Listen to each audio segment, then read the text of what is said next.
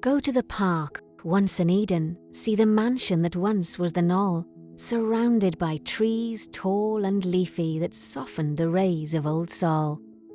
The first records of Gnoll House can be traced as far back as the early 16th century, belonging to a salt magnate by the name of Evan ap David, or more colloquially, Evan yr Halen.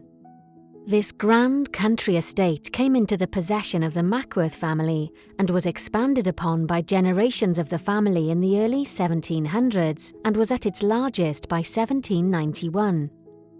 However, the years were not kind to Gnoll House, with a combination of financial troubles and 2 world wars, eventually leading to its demolition by the local council in 1957. Today, very little of the house remains above ground.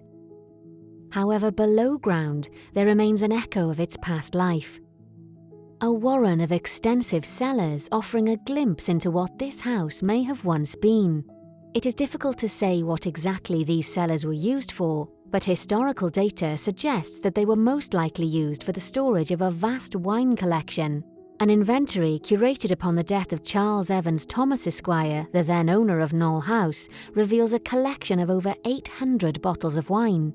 An earlier inventory from 1763 shows over 475 bottles of wines, spirits, beers and ciders that were stored in the vast cellars below the house, many of which would have been saved especially for important guests visiting the estate.